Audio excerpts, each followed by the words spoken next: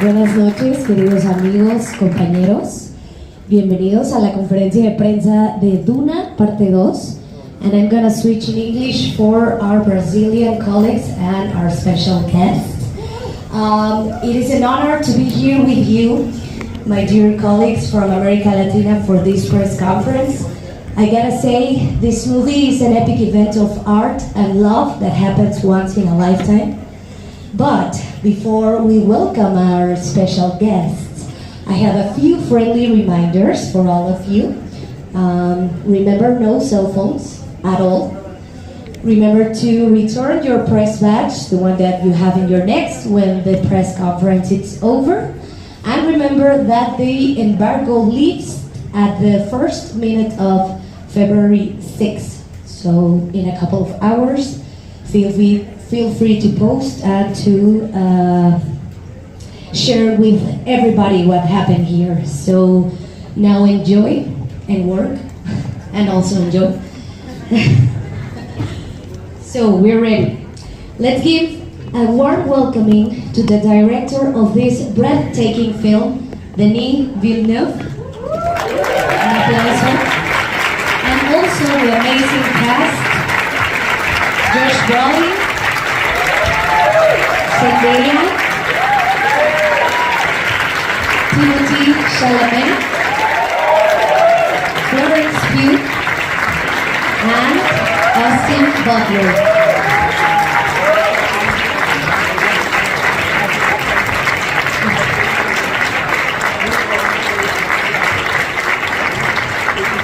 Thank you.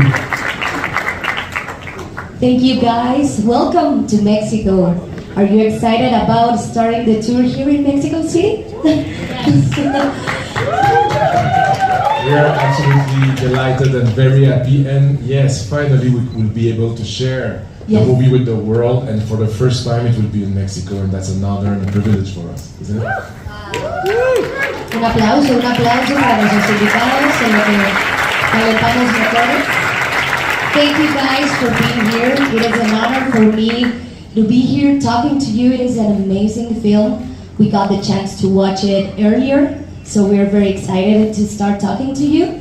But I would love to start with the director, Denis. You're the master of storytelling, and it's amazing how you explore deep meanings about love, time, and humanity. But talking about Dune Part 2, how did you manage to outdid yourself? I mean, when we watched the first movie, we thought we were witnessing the epic cinematic event, but now you surprised us with this mind-blowing and breathtaking film. You're very generous, thank you. I will say it's when we were all doing part 1, we knew that. Do we need to translate, or I can speak straight? You can speak straight. Okay, yeah. Okay, thank you.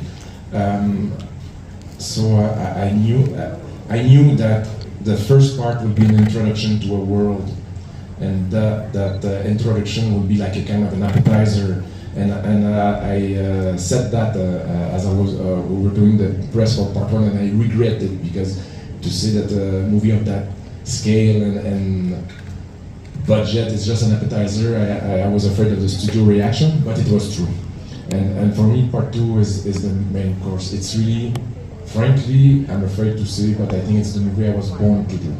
It's like, it's a movie where I put absolutely every inch, every second of this movie is coming out of me, and voila. So it's like a movie, it's a movie that I wanted more muscular, more with more action. It's where Paul finally becomes a man, and this makes big decision in order to really avenge his father and follow his destiny, and maybe create chaos, or what is the right path. It's a tragedy, and yeah.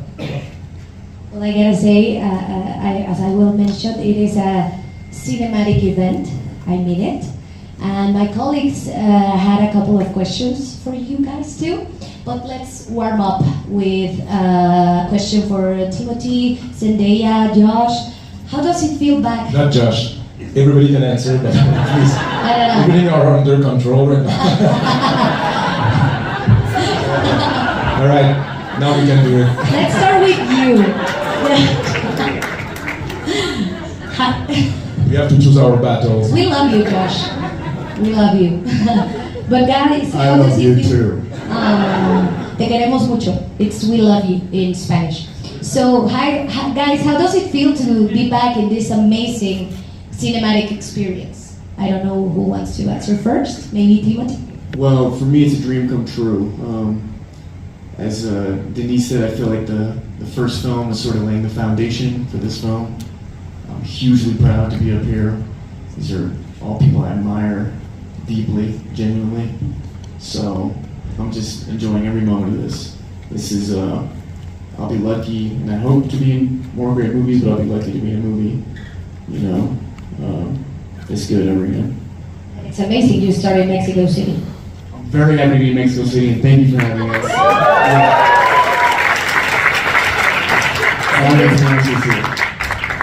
Zendaya? Yeah, I mean, I don't know what more to say. It's the same feeling. I feel so incredibly grateful. You know, it's something so special, and you really feel like you're a part of something that means something to a lot of people. Obviously, the book means something to a lot of people, and there's such a legacy there. And I feel, you know, just incredibly honored to be a part of something that means so much to Denis as well. And you can feel that heart and that joy every day we were on set. So yeah, just being here, being with all of you guys are so nice, and loving, and the energy is really beautiful. So yeah, I'm just it's a dream for sure. Welcome to Mexico too. Thank you. And Josh, are you excited of being back? Or you want me to speak? Yes, of course. Yeah. I would love to hear you. Honestly, in all seriousness, I think that the only inaccuracy that Denis said is that he is born to do every movie that he's done. He's just getting better. It's just true. The talent is growing, and he challenges himself. And there's very few. Stop! Don't talk. There's very few directors that continue to challenge themselves, especially with the growth of their celebrity. And I've never seen somebody go so deep with their work, and it's wonderful. Because Sicario was a masterpiece in itself. Dune 1 was a masterpiece in itself. Something happened here. I don't know what, but I think everybody feels it, so it's wonderful. It's nice to be a part of it. Thank you so much. Let's give them an applause for this. Perfect warm-up. And I will start with questions from my colleague, Minerva Rueda from Filmophilia, has a question for Timothée. Could you please elaborate on the evolution of your character from the first film to this one? What differences did you find in Paul in Dune Part 2? Well, I feel like at the beginning of the first movie, you know, Paul's literally behind walls and sort of has a royal background, and I think he's virtuous in some way but hasn't been tested at all. He's literally the son of a duke. Obviously, personal tragedy befalls him over the course of the first movie. He finds himself on the run at the beginning of the first movie. Without giving too much away, even though everyone here saw the movie today, right?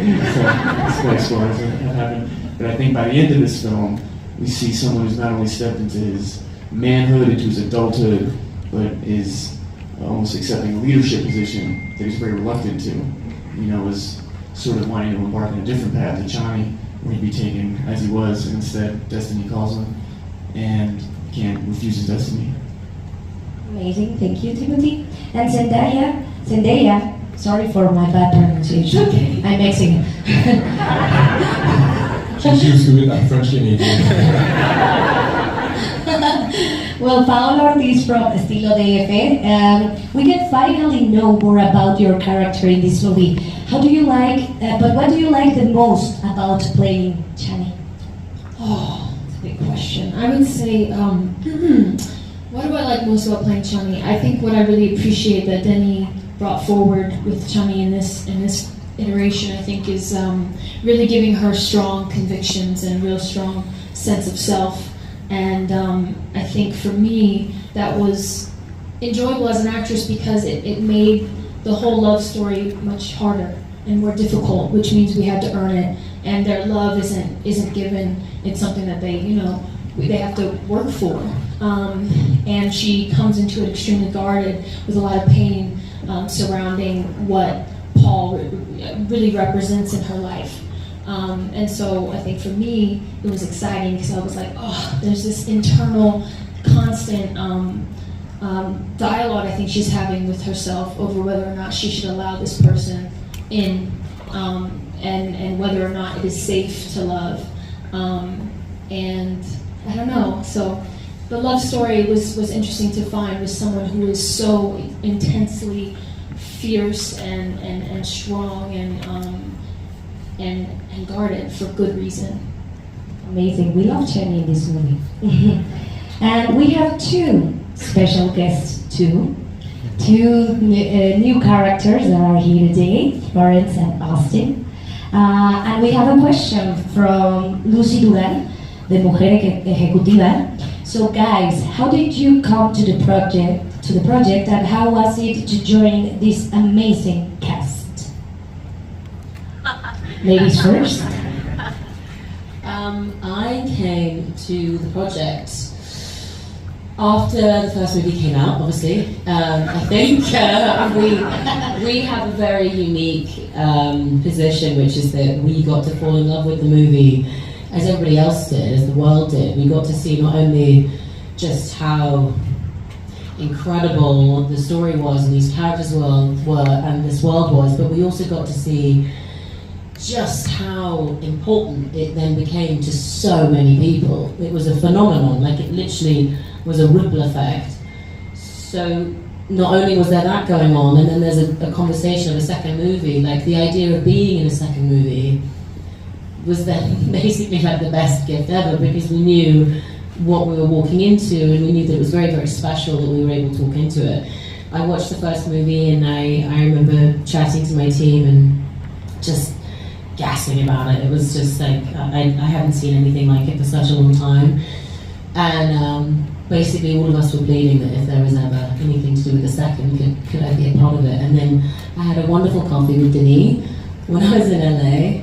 And then the rest kind of followed, and then I was able to go and be a part of this world, which is still crazy. Like, to be a part of this press tour, it doesn't really feel real. It feels like a gift. It feels like we've been given this unique opportunity to go to, like, I don't know, I've said it before in press, but like adult Disneyland. It's like, you know, not only did we get to go to set, but we're now like in it and talking about it. And it truly is such a special feeling being a part of something that will mean a lot for a very, very long time, to a lot of people for a very, very long time.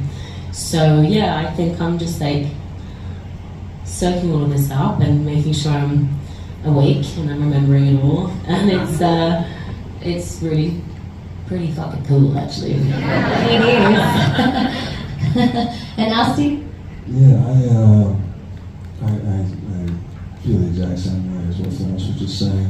The gift of being able to see the first film, and I've been a fan of every one of Denis' films before, and then to see Dune and know the scale and the texture and the feeling of it and the intensity and the beauty. It was one of those things that I thought if I ever got a chance to be in something like that, I would do anything to be a part of that. And then our wonderful casting director, Francine Maisler, connected us. And so Denis and I had coffee and we just talked for hours. And coffee seems to be, that's the trick. A good way to get a job. I'm a cheap date. They buy a coffee. All right. Yes, we had a glorious coffee. And then we started going on the journey together. This was such a fun character to get to dig into. Maybe the most fun I've ever had, because there's so much possibility, and so yeah, we had a blast. I feel endlessly grateful. And Austin, you clearly had an incredible transformation. So could you please elaborate about playing this antagonist? Yeah, our first conversation we started talking about, one thing I remember you saying to me was Denis' vision was to have Faye being physically imposing in some way, and so I knew that there was going to be a lot of training involved, and and then that changes the way that you walk, and it changes the way that you feel in your body. And when you have more weight on you, you feel different. You know, when you feel more rooted to the ground, and so that was the start. And then it was figuring out how he fights, and so working with our wonderful stunt team and with our colleague instructor in Los Angeles to do knife training, and that became another one of the keys in. And then it was really just finding how. Yeah, my fear was to end up playing a caricature in some way, you know, and so to find a childhood that leads to somebody becoming like Fate, you know, the brutality that he grew up in, that the violence being power, you know, and having somebody like the Baron as your ultimate view of power, what that does, what you end up soaking in, and so then that changed, you know, what I did vocally with it and that sort of thing. So you just find all those little keys in, and then we get on set and we just play, and it was so much fun. It was impressive, I gotta say. And Florence, what could you tell us about your character without spoilers? It's everything. Tell you everything. Well, I play Princess Ibañez, who is the fantastic Christopher Walken's daughter. He plays the Emperor, I'm not actually his daughter, just in case. Yeah, I think something that I really, really loved about her is, I don't think I've ever played a character as quiet as her before. I'm usually really grabbing hold of someone that is feisty and opinionated and loud and bullshit, and I think probably for the first time I'm playing someone that is unbelievably calculated and you're not quite sure what's going on in her head at any given time. And I loved reading that in the script. I loved the way that it watched her watching. Like, you were never quite sure what she was clocking onto, what she was listening to, what she was taking note of, until the final scene when you realise that actually she's probably been aware for a long time. Yeah, she's an exciting role because I know that it ends on a ... And I think for any actor, having a character that only kind of breathes potential of what's to come next is the most thrilling thing, especially when you're in a cast like this. Zendaya and I have been talking for the last week about like how excited we are to see what happens, and how we'd love to be a fly on the wall to see what happens between them. So yeah, I think for me, I kind of had the perfect bit where I came in for a month and then I got out. So I got to absorb everything. I got to watch everyone that I love. I got to be around this cast that I've admired for such a long time. And then I don't know what happens next. So yeah, it was a real pleasure, and a real pleasure playing someone like Princess Ibañez. Thank you, guys. It's amazing to have you here in Mexico City, but also in the movie. And Denis, Maca Reynolds from La Cosa Cine, Argentina, asked, this movie is bigger than the previous one when it comes to action sequences. How did you manage to accomplish this epic scale production? But the thing is that my team and I wanted the movie to come in the world as soon as possible, because it's not a sequel, it's really the second part of the story. And the beauty of that, it was the first time that I was going back to a world. The beauty of it is that all the research and development, all the R&D, all the design, I mean, Patrice Vermette had already started, as we were doing part one, he had already started the development of the look of the movie. We worked like, we had like we knew a lot, but this movie was definitely much more ambitious. There's much more action into it. Much more complexity, as Monsieur pointed out, and yeah, it was like a challenge of every. It was by far the most complex movie I ever made technically. I was not alone, of course. I had the help of a fantastic team, but it was by far the most challenging. Yeah. Thank you. Much more Sam too. Extras, details, and Josh. I have a really good question. Can I read the question for you? First, this is from Hugo Corona, the Jordi and Exa. Oh yeah. Yes. Okay, Timothy. No. Most characters in the film are driven by love and power, but a soldier like your character can't have either. So what drives him? What drives him, love or power? Again. Most characters in the film are driven by love or power, but a soldier like your character can't have either. So what drives him? Money? Don't know. He can't have love or power? Why not? He has a love for Paul. Ask Hugo. Yeah, Hugo. Where are you? I don't think that that's true. I think that he does have access to love. And the love that he feels for Paul is, yes, paternal, and yes, a mentorship, but very, very, very strong. And Denis, we were doing that scene. You guys have seen the movie, right? That's okay. We're doing that scene where he pops out of the sand, where Paul pops out of the sand, and Gurney sees Paul for the first time. And I had done it, in whatever way I was doing it. Whatever gruff way I was doing it. And Denis said, was irritated, which he usually is with me, Denis, and said, where's the vulnerability? Where's the vulnerability? And I remember we did one take, and it truly felt vulnerable, and that's the take that he used, and I love that take so much because I see the love in that take. And then power? Yeah, he has a lot of power, man.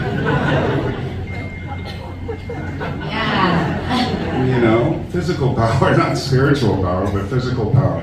I don't want to answer Hugo's question. Te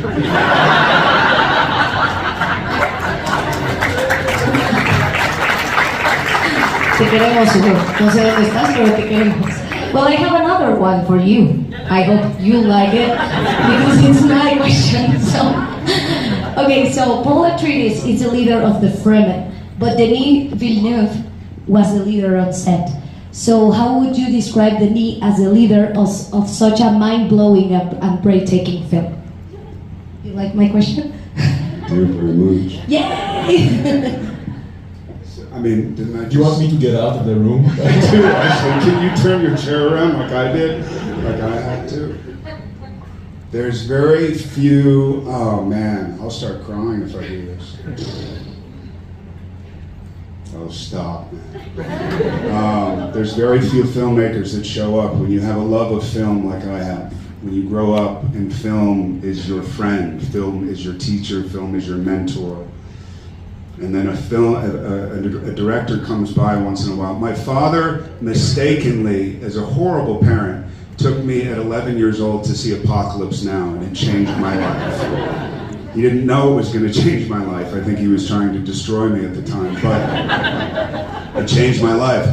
There's certain movies that you see, and then to actually be a part of that process with great directors and directors that can do intimacy along with scope is very, very, very rare. So there was nothing about this process of making Dune that didn't feel intimate, and that takes a very special person that I think Denis is very, very much. He's totally socially inept. He will have no idea what to say to you during coffee. But man, can he direct a fucking film, huh? I love you. Thank you, Josh. I'm happy you like my question. Leave me alone. And Zendaya, we have another question from Andrés Hoyos del Tiempo, Colombia. In this movie, there is a clearer idea of Chani's conflict between her ideals and love, which is a very important element of this film. Can you tell us a little bit more about this contrast? Yeah, I think, again, I think not to repeat what I said earlier, but it does, I mean, it makes it harder, I don't think that she looks at Paul and then thinks that this is someone that she can allow into her life, and somehow he finds a way in. And I think that what I do appreciate to what Josh was just talking about is there is a way that Denis, amongst all the glorious scope of the movie and the epicness, found these tender human moments that oftentimes were just done in what he calls glance passes, which is just like, hey, just look at each other, just look at each other from across the room, and that might be enough. And there are, all the moments between the moments where they're not saying anything at all that helped us to build something strong. And I think we all felt like we had to earn this love story too. It wasn't something that was handed to us either, and so along with them fighting for it, we had to fight for it too. And yeah, I think it's an incredible. For her to trust it all is one thing, and when she does, we'll see. Well, I can't really say what happens, but there's it's heavy. Yeah, it's not an easy thing. So you're telling me we have one last question. Let's have a soft one from Hugo. You all have a great energy together. Can you share with us a behind-the-scenes memory, maybe a fun story from set? It was very sandy. Austin, you got a great one. Yeah, Austin, you have got a one, great guys. You go, Timothée. You're blushing, Fair so enough. you have one. I got it.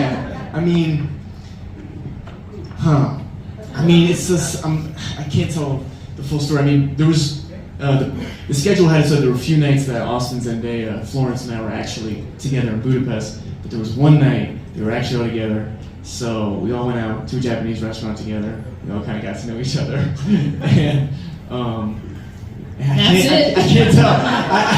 can't tell the rest of the story, man. I just think it's gonna get lost. Darnell, do you want to tell the rest of the story?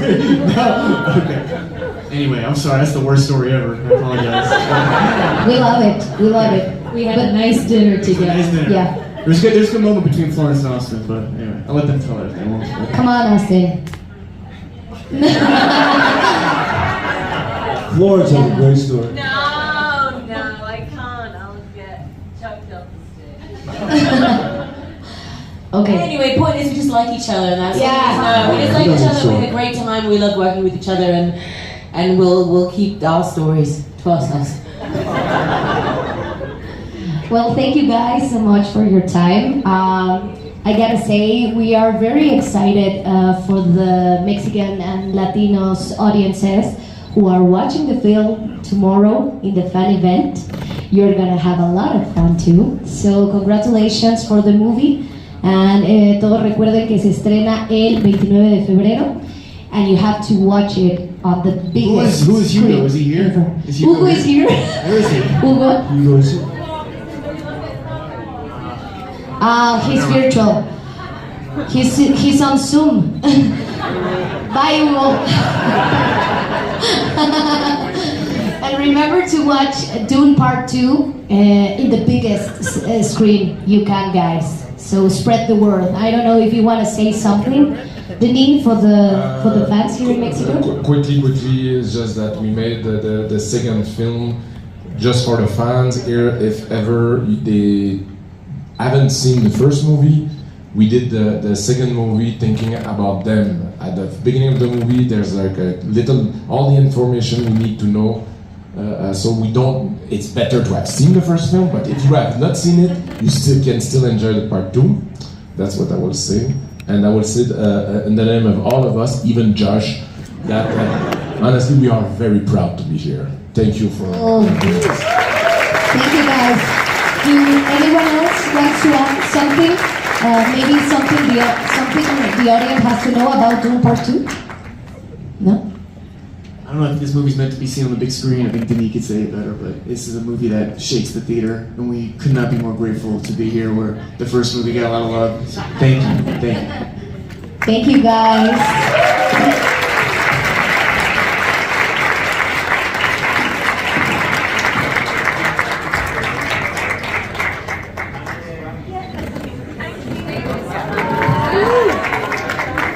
Gracias, compañeros.